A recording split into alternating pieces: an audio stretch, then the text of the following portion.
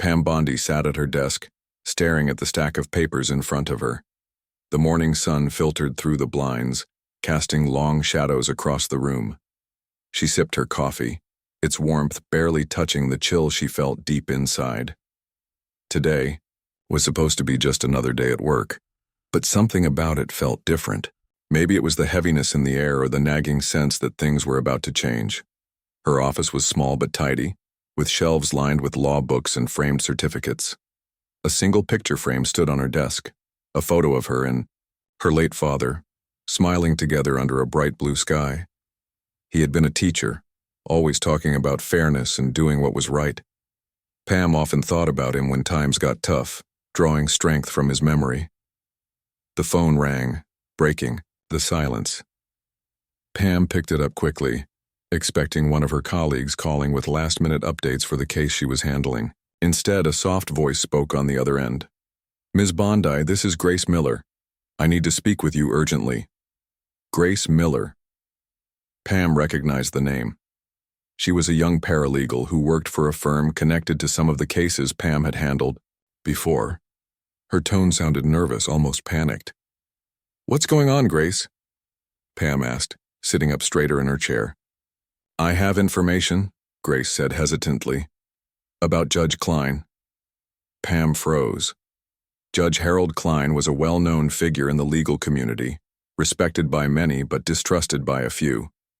Over the years, rumors had swirled around him, whispers of favoritism, questionable rulings, and even corruption. But no one had ever been able to prove anything. Until now, apparently. "Can we meet somewhere private?" Grace continued. "This isn't safe to discuss over the phone." Pam agreed without hesitation. They arranged to meet at a quiet cafe downtown, far from prying eyes. After hanging up, Pam leaned back in her chair, letting out a slow breath. This could be big. If Grace really did have evidence against Klein, it would shake the entire system. And if she didn't handle it carefully, it could destroy her career, or worse. The cafe was dimly lit, with soft jazz music playing in the background. Pam arrived first, choosing a corner table where they wouldn't be easily seen. She ordered a cup of tea and waited, her mind racing with possibilities. When Grace finally walked in, Pam noticed how uneasy she looked. The young woman glanced around nervously, clutching a leather folder tightly to her chest. "Thanks for meeting me," Grace said as she sat down. Her hands trembled slightly as she placed the folder on the table. "I didn't know who else to turn." "Till you did the right thing," Pam assured her, keeping her voice calm and steady. "Tell me everything." Grace opened the folder and pulled out a stack of printed emails and documents.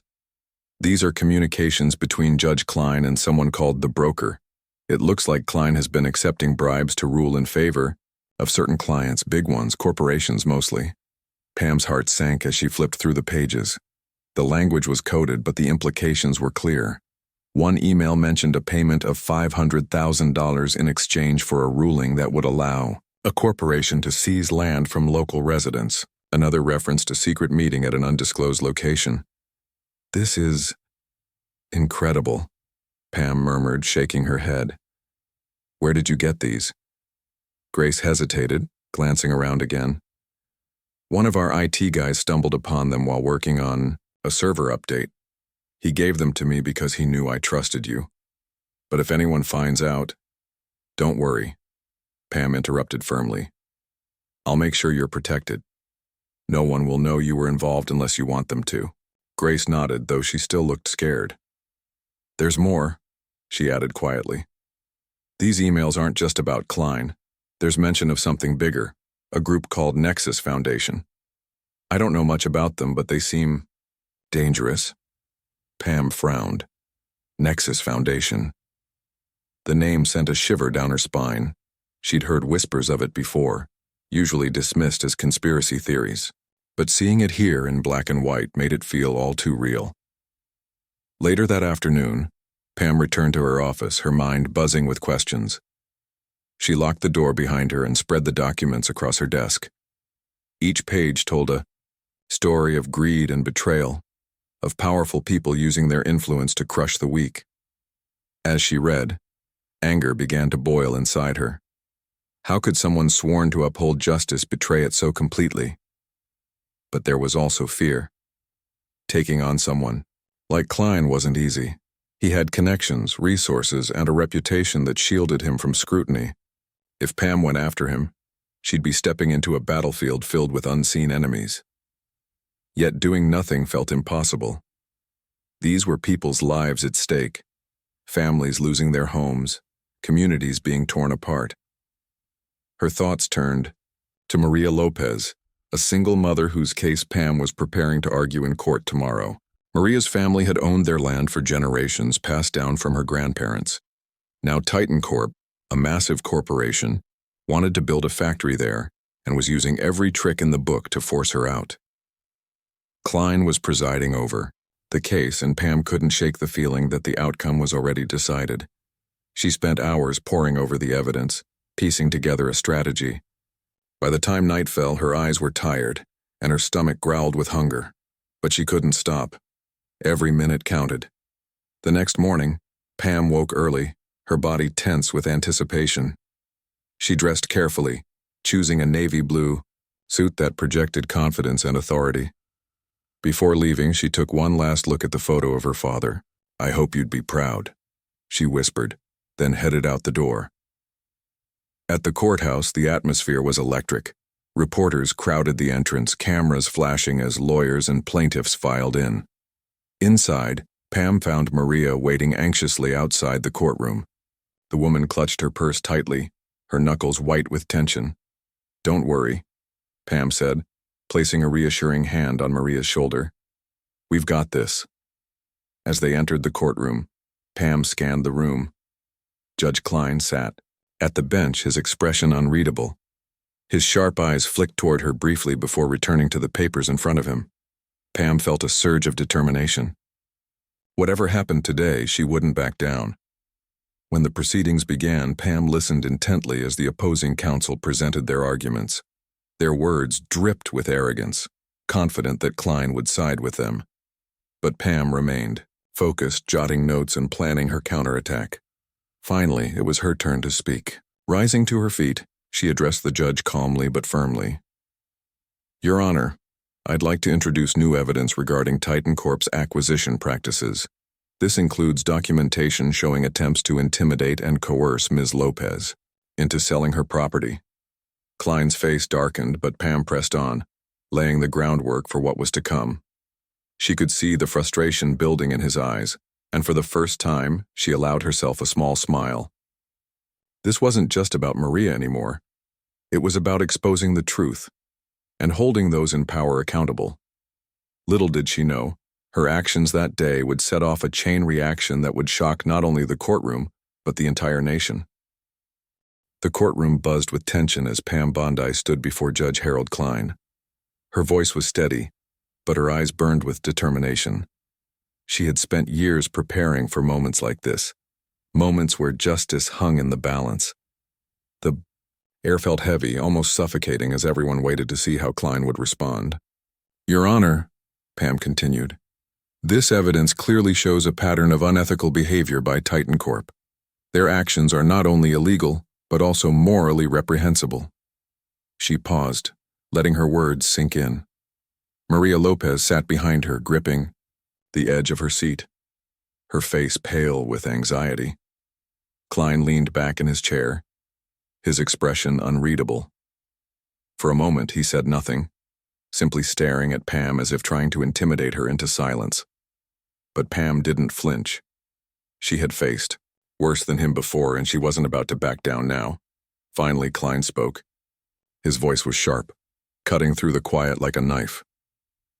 "Ms. Bondi, I must remind you that this is a court of law, not a stage for dramatics. Stick to the facts, or I will hold you in contempt." Pam nodded respectfully, though her heart raced. "Understood, Your Honor. Let me clarify further." She turned to the jury and began laying out her case step by step. With each word, she painted a picture of greed and corruption, a corporation willing to destroy lives for profit, aided by those sworn to uphold justice. As she presented her arguments, Klein's patience seemed to wear thin. He interrupted her several times, challenging her points and dismissing evidence she tried to submit. Each objection felt like a brick wall blocking her path. But Pam refused to give up. Instead, she adapted, finding new ways to weave her narrative together. Grace Miller watched from the gallery, her hands clasped tightly in her lap. She had never been inside a courtroom before, and the intensity of the scene left her breathless. Every time Klein shot down one of Pam's attempts to introduce evidence, Grace felt a pang of fear. What if they couldn't prove anything? What if Klein buried the truth forever? But then something changed. As Pam argued her case, she subtly shifted tactics. Rather than directly confronting Klein, she began planting seeds of doubt. She referenced vague patterns and inconsistencies in Titancorp's claims, hinting at deeper issues without outright accusing anyone. It was a risky move, but it worked. The jury started exchanging glances, their expressions growing more skeptical. Klein noticed too. His face darkened, and his tone became even sharper.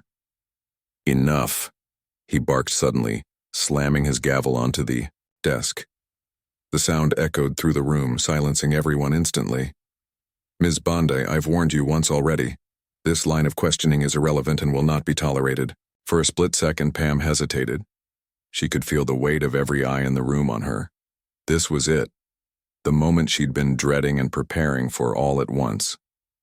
Taking a deep breath, she straightened her shoulders and looked directly at Klein.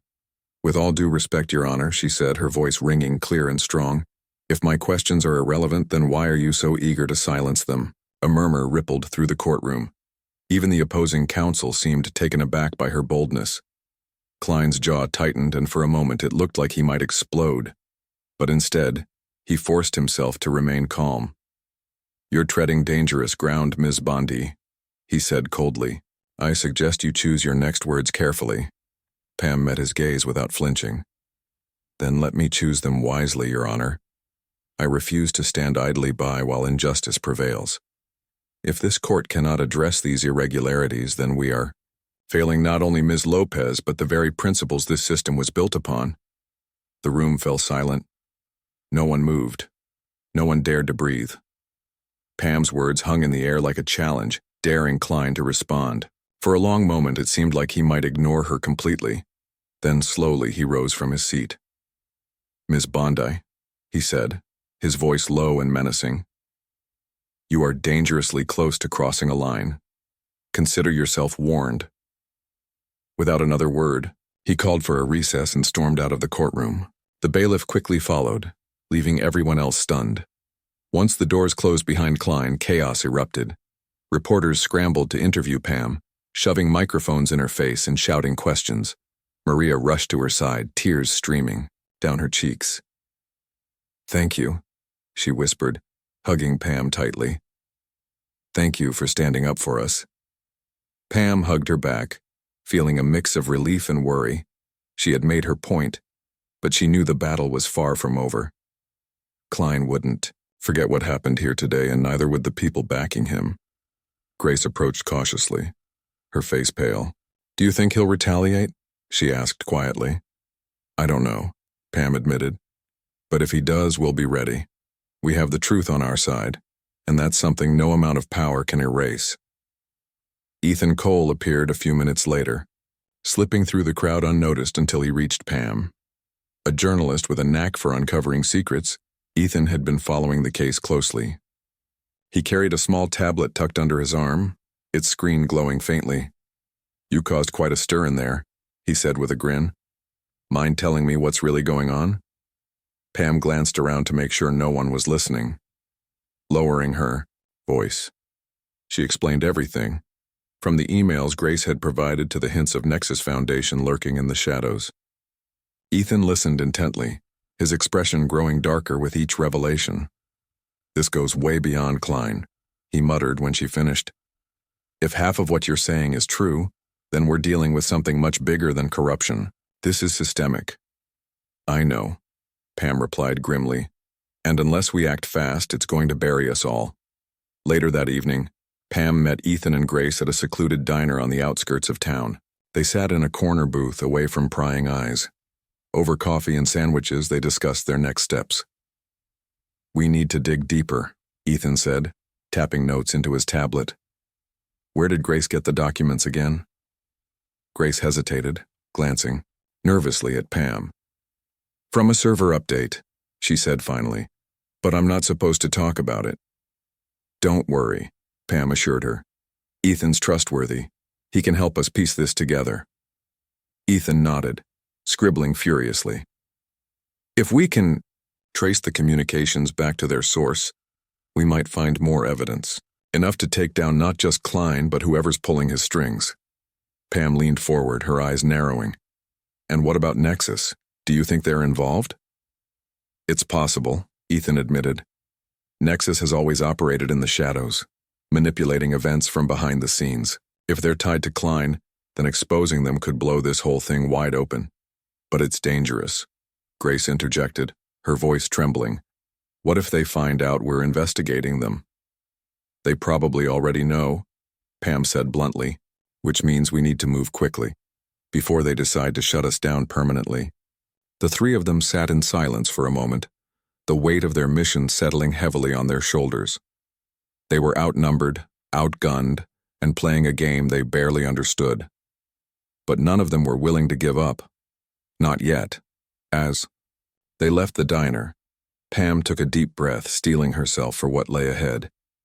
The road would be long and fraught with peril, but she knew one thing for certain. Standing up for justice was worth any risk. The night was quiet. Too quiet. Pam Bondi sat alone in her apartment, the glow of her laptop illuminating her face. The clock on the wall ticked steadily, each second stretching longer than the last. She had spent hours reviewing the evidence. Grace and Ethan had gathered, piecing together the puzzle one fragment at a time. But the more she uncovered, the more dangerous it seemed. On the screen, lines of encrypted text scrolled past. Ethan had managed to decrypt some of the files, revealing names, dates, and transactions that painted a chilling picture. Nexus Foundation wasn't just a name whispered in conspiracy theories. It was real, and it was powerful. The organization used advanced AI systems to manipulate public opinion, control government decisions, and silence anyone who stood in its way. Pam leaned back in her chair, rubbing her temples. Her mind raced with questions. How deep did this conspiracy go? Who else was involved? And most importantly, how could she expose it without getting herself killed? Her thoughts were interrupted by a faint buzzing sound. At first she thought it was her phone, but then she realized it was coming from outside. She walked to the window and pulled back the curtain slightly, peering out into the darkness. What she saw made her blood run cold. 2 drones hovered near her building, their red lights blinking ominously. They weren't delivery drones or anything harmless like that. These were sleek black machines with cameras mounted on them. Surveillance drones. Someone was watching her. Pam's heart pounded. As she stepped away from the window, her mind racing. She knew she couldn't stay here. If they found her, she wouldn't stand a chance. Quickly, she grabbed her laptop, shoved it into a bag, and threw on a jacket. She glanced around the room one last time, making sure she hadn't forgotten anything important. Then she slipped out the door, moving as quietly as possible. Outside, the streets were empty except for the occasional car passing by. Pam kept to the shadows, her senses on high alert. Every shadow seemed to move, every sound echoed louder than it should have. She felt exposed, vulnerable, like a target waiting to be hit. She called Ethan as soon as she reached a safe distance. "They're on to me," she said urgently when he answered. "Drones outside my apartment. I need somewhere to lay low." Ethan didn't hesitate. "I'll send you an address. Go there now. Don't stop. Don't look back." "Thanks," Pam replied before hanging up. A few seconds later, her phone buzzed with the location. It was a small house on the outskirts of town, far from prying eyes. She flagged down a cab and gave the driver the address, keeping her head down as they sped through the city. When she arrived, Ethan was waiting for her. He greeted her with a nod and ushered her inside. The house was modest but secure, with reinforced doors and blackout curtains. Grace was already there, sitting nervously on the couch. "I'm sorry," Grace said as soon as Pam walked in. "This is all my fault. If I hadn't gone to you—" "No," Pam interrupted firmly. "You did the right thing." None of this is your fault. We're in this together now. Grace nodded, though her hands still trembled. Pam set her bag down and turned to Ethan. What do we know so far? Ethan opened his laptop and brought up the decrypted files. Nexus isn't just working with Klein. They've got ties to Titan Corp, politicians, even law enforcement agencies. This goes deeper than any of us imagined. Pam studied the screen, her jaw tightening. One file caught her attention, a list of upcoming events Nexus planned to influence. Among them was a major hearing scheduled for the following week. It involved land rights, corporate interests, and Judge Klein himself. This is it, Pam said, pointing to the entry. Our chance to take them down. If we can expose Nexus during this hearing, we can bring everything crashing down. But how? Grace asked. They're everywhere. Even if we gather enough evidence, they'll find a way to bury it. Not if we release it directly to the public, Ethan said. We use decentralized networks, blockchain technology, peer-to-peer sharing. Once the information is out there, they won't be able to erase it. Pam nodded slowly. It was risky, but it might work. We'll need a fail-safe plan, she said. Something to ensure the evidence gets released no matter what happens to us. Ethan grinned. Already ahead of you. I've programmed a script that will upload everything automatically if we don't deactivate it within 24 hours. By the time they realize what's happening, it'll be too late. The next morning, Pam began preparing for the hearing. She reviewed every piece of evidence, rehearsed her arguments, and strategized with Ethan and Grace. They worked tirelessly, fueled by coffee and determination. Time was running out, and they couldn't afford to make a single mistake. As the day of the hearing approached, Pam felt a mix of fear and resolve. She knew the risks. Nexus wouldn't hesitate to eliminate anyone who threatened their power, but she also knew she couldn't let them win. Too much was at stake. On the morning of the hearing, Pam dressed carefully, choosing a sharp suit that commanded respect. She packed her briefcase with copies of the evidence and headed to the courthouse. Grace and Ethan stayed behind, monitoring the situation remotely and ready to activate the failsafe if needed. When Pam arrived, the atmosphere was tense. Reporters crowded the entrance, eager for a glimpse of the drama unfolding inside. Inside the courtroom, Judge Klein sat at the bench, his expression unreadable. Titan Corp's lawyers were already seated, whispering among themselves. Maria Lopez sat nervously beside Pam, clutching her hands tightly. As the proceedings began, Pam took a deep breath and rose to her feet. Your Honor, she said, addressing the judge, before we proceed, I'd like to present new evidence regarding the allegations against Titan Corp. Klein's eyes narrowed, but he nodded curtly. Proceed, Ms. Bondi. Pam began laying out her case, presenting documents, emails, and financial records that tied Titan Corp to Nexus Foundation. Each piece of evidence added another layer to the story, exposing the web of corruption that stretched far beyond the courtroom. The jury listened intently, their expressions growing more troubled with each revelation. Klein shifted uncomfortably in his seat, his patience wearing thin. Finally, he slammed his gavel. Enough, he shouted. Ms. Bondi, this court will not tolerate baseless accusations, unless you can provide concrete proof. Oh, I can, Pam interrupted, her voice steady. She activated a holographic projector Ethan had provided, displaying the evidence in vivid detail for everyone to see. The room erupted into chaos as reporters scrambled to capture the moment on camera. Klein's face turned pale with rage. Remove her from the courtroom, he barked, gesturing to the bailiffs. But before they could act, alarms blared throughout the building. Armed agents stormed in, claiming national security concerns. The crowd panicked, rushing toward the exits. In the confusion, Pam slipped away, knowing the failsafe had been triggered. Back at the safe house, Ethan and Grace watched as the evidence spread across the internet. News outlets picked up the story, broadcasting it worldwide. Protests erupted, in cities demanding justice and accountability. Nexus Foundation, once shrouded in secrecy, was now exposed for all to see. Pam joined them a short while later, exhausted but triumphant. It's done, she said softly. The truth is out there now. Grace smiled weakly, tears streaming down her face. You did it, Pam. You really did it.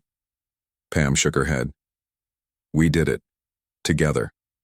Though the battle was far from over, they had struck a blow against corruption that would echo for years to come.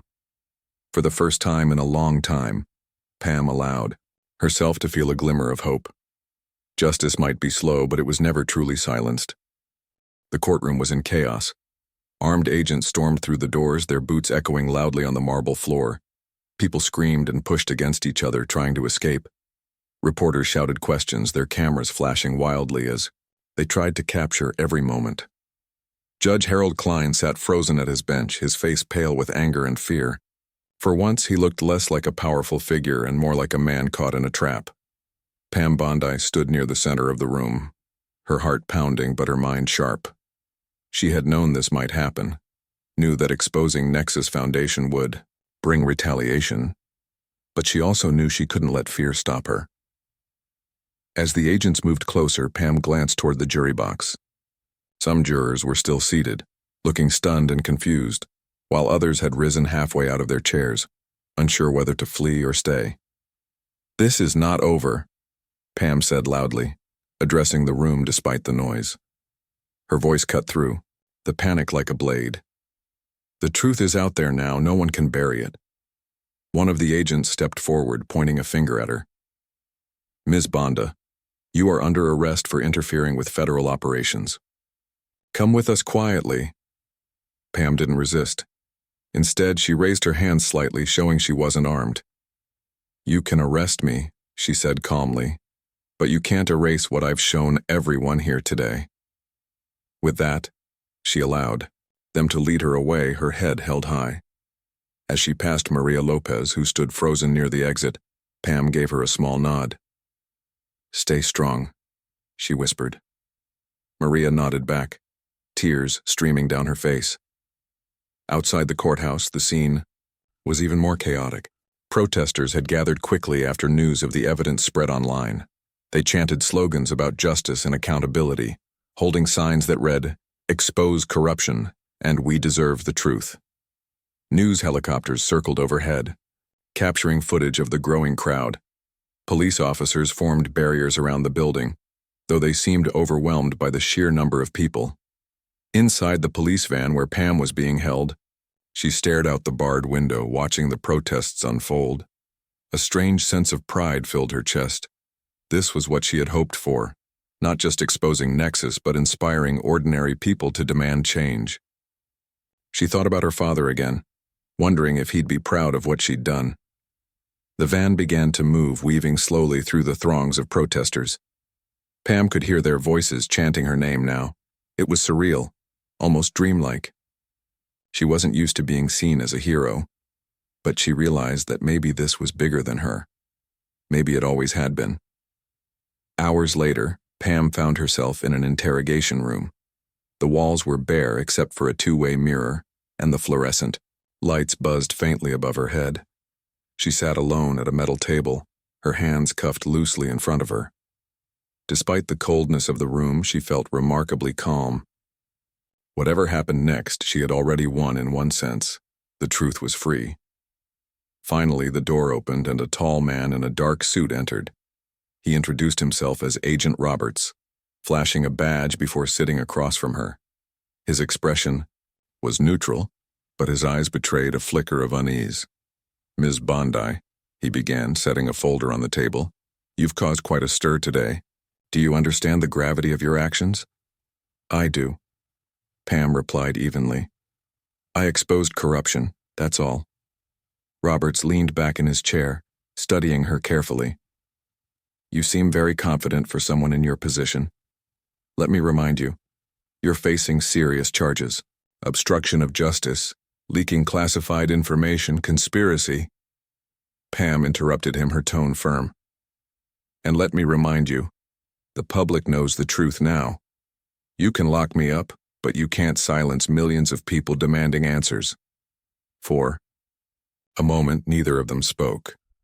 The tension in the room was thick enough to cut with a knife. Finally, Robert sighed and leaned forward again.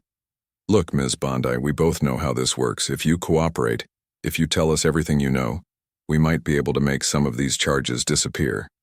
Pam shook her head, a bitter smile playing on her lips.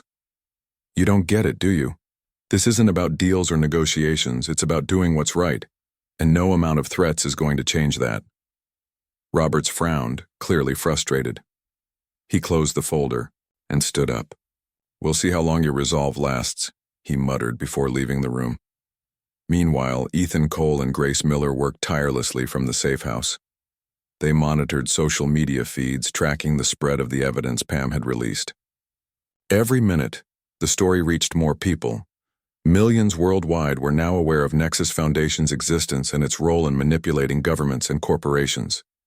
Ethan typed furiously on his laptop, keeping tabs on any attempts to censor or delete the information. So far, Nexus hadn't managed to suppress it completely. The decentralized network he'd set up ensured that even if parts of the data disappeared, copies remained accessible elsewhere. Grace paced nervously behind him, chewing on her nails. Do you think they'll come after us too? She asked quietly. They might try, Ethan admitted without looking up. But we're ready. I've encrypted everything and I've got backup plans in place. Besides, we've got the whole world watching now. They can't touch us without causing an even bigger scandal. Grace nodded, though she still looked worried. What about Pam? What happens to her? Ethan paused, his fingers hovering over the keyboard. She knew the risks when she started this. All we can do now is keep fighting, to honor what she's done. Back at the police station, Pam was taken to a holding cell. It was small and cramped, with only a thin mattress on a metal bench for comfort. She lay down, staring at the ceiling, letting her thoughts drift. She thought about Maria and her family, about Grace and Ethan, about all the people who had trusted her to fight for them. She wondered if Judge Klein was losing sleep tonight, wondering how far the fallout would reach. Few hours later, the cell door opened again. This time, it wasn't Roberts who entered.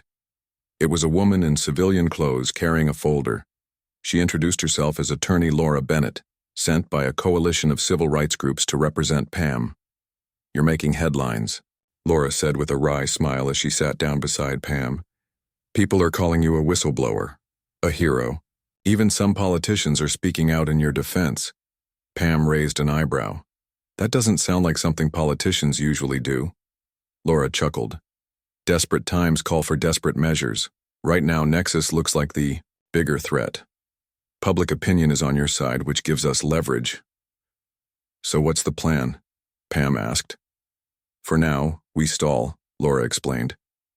Every hour they keep you locked up is another hour for the story to grow. By the time they decide what to charge you with, it may be too late to control the narrative. Pam nodded, feeling a spark of hope. Good, because I'm not done yet. By morning, the protests had grown even larger. Cities across the country, and eventually around the world, joined in solidarity. Social media platforms lit up with hashtags like No Justice for All and Axt Expose Nexus. Journalists dug deeper into Nexus Foundation's activities, uncovering more scandals tied to its operations. In direct response, government officials scrambled to distance themselves from the organization. Several high-ranking members of Nexus were arrested, including key figures within Titan Corp. Judge Klein, unable to deny his involvement, resigned in disgrace. As for Pam, she remained in custody, but not for long. Public pressure mounted until authorities had no choice but to release her pending trial. When she emerged from the police station, she was greeted by cheering crowds. Reporters shouted questions, but Pam simply smiled and waved, saying nothing. Behind the scenes, Ethan and Grace continued their work, ensuring the evidence stayed accessible. Together, they founded Justice Now, a grassroots movement aimed at holding corrupt systems accountable. Their mission resonated with millions, sparking a wave of activism that swept across the globe. Though challenges lay ahead, Pam knew the fight was far from over. But for the first time in a long time, she felt hopeful. Justice wasn't just a distant ideal, it was something people were willing to fight for. And as long as that spirit endured, the battle could never truly be lost. Weeks had passed since Pam Bondi's dramatic release from custody, and the world felt different. The exposure of Nexus Foundation had sparked a fire that refused to be extinguished. Protests continued in cities around the globe, demanding accountability and reform. Politicians who had once ignored corruption were now forced to address it publicly, or risk losing their seats. For the first time in years, ordinary people believed they could make a difference. Pam stood on the steps of the courthouse, where everything had begun, looking out at the sea of faces gathered below. Some held signs praising her bravery. Others simply listened intently, waiting for her to speak. She adjusted the microphone in front of her, taking a deep breath before addressing the crowd. "Thank you all for being here," she began, her voice steady but filled with emotion. "This isn't about me, it's about every person who has ever felt powerless against injustice. Together we've shown that when people stand united, even the strongest walls can crumble." The crowd erupted into cheers, their applause echoing through the streets. Pam smiled faintly, though her mind was heavy with thoughts of what still needed to be done. Exposing Nexus had been a victory, yes, but dismantling its influence would take time, effort, and unwavering determination. Behind her, Grace Miller and Ethan Cole watched quietly. Both had become key figures in justice now, the movement they'd founded alongside Pam. Their work had grown beyond anything they'd imagined, inspiring activists worldwide to push for transparency and fairness. Grace often joked that she'd gone from a nervous paralegal to a full-time revolutionary, but there was pride in her voice whenever she said it. Ethan, meanwhile, remained focused on technology's role in the fight. He worked tirelessly to develop tools that allowed citizens to monitor government actions and corporate practices. His goal was simple: ensure no one could manipulate the system without being caught. As Pam wrapped up her speech, she turned to face Grace and Ethan, motioning for them to join her. When they stepped forward, the crowd cheered even louder. To many, the three of them represented hope, a symbol of what could be achieved when courage met collaboration.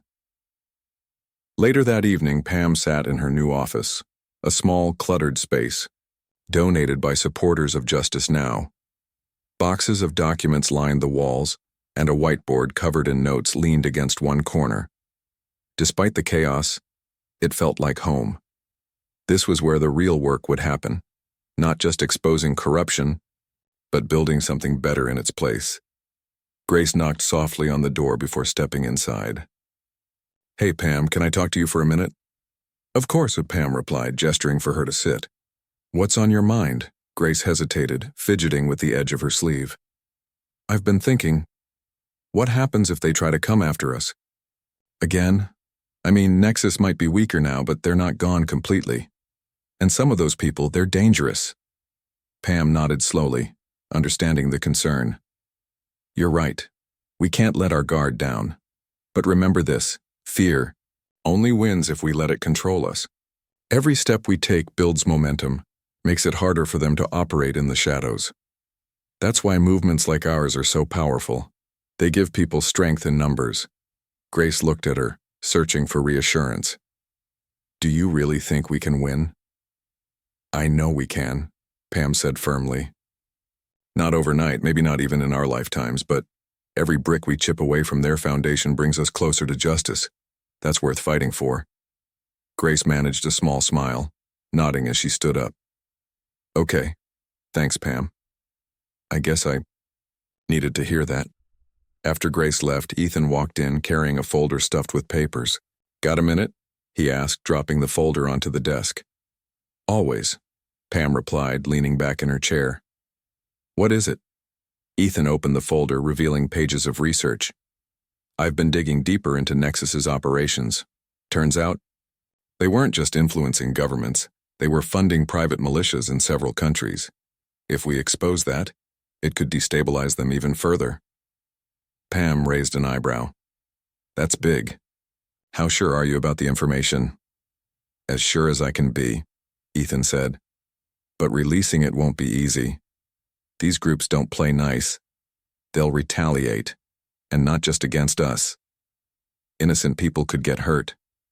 Pam sighed, running a hand through her hair. "We have to weigh the risks carefully. Justice doesn't mean creating more victims. Let's gather as much evidence as possible before making any moves. Ethan nodded, jotting down notes. Understood. I'll keep working on it. Days turned into weeks, and Justice Now grew stronger. Its members organized rallies, filed lawsuits, and lobbied lawmakers to pass stricter regulations on corporations and government agencies. Slowly but surely, change began to take root. New laws were introduced to increase transparency, and independent watchdog groups gained traction, holding powerful entities accountable. Pam threw herself into the work, traveling across the country to meet with activists and share her story. Everywhere she went, she saw the same passion and determination that had driven her own journey. People wanted to believe in a better future, and they were willing to fight for it. One evening, as she returned home from a speaking engagement, Pam found Maria Lopez waiting for her outside her apartment. Maria's son clung to her leg, shyly peeking out at Pam. "Ms. Bondi," Maria said, smiling warmly, "I wanted to thank you again for everything. Because of you, my family gets to keep our land, and because of you, people everywhere are standing up for what's right." Pam felt tears prick at the corners of her eyes. She knelt down to the boy's level, offering him a gentle smile. "It's people like your mom who inspire me," she said softly. "She's the real hero." Maria laughed, shaking her head. "No, you are. You showed us that justice is possible, even when it feels impossible." They talked for a while longer, sharing stories and laughter.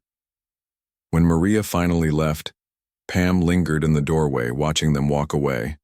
For the first time in a long time, she felt a sense of peace. Months later, Pam stood in a park, surrounded by friends and allies. It was a sunny afternoon, and the air buzzed with conversation and laughter. Children played nearby, chasing each other across the grass. Grace and Ethan sat on a bench nearby, chatting animatedly about their latest project. Pam glanced at the photo of her father she carried in her wallet.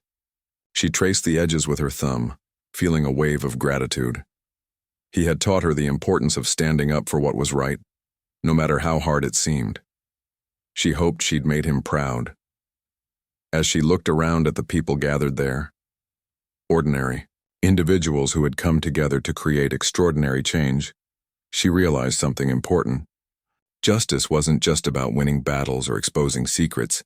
It was about building connections, fostering trust, and reminding everyone that they mattered. The road ahead wouldn't always be smooth. There would still be challenges, setbacks, and moments of doubt. But Pam knew one thing for certain. As long as people refused to stay silent, the fight for justice would never truly end.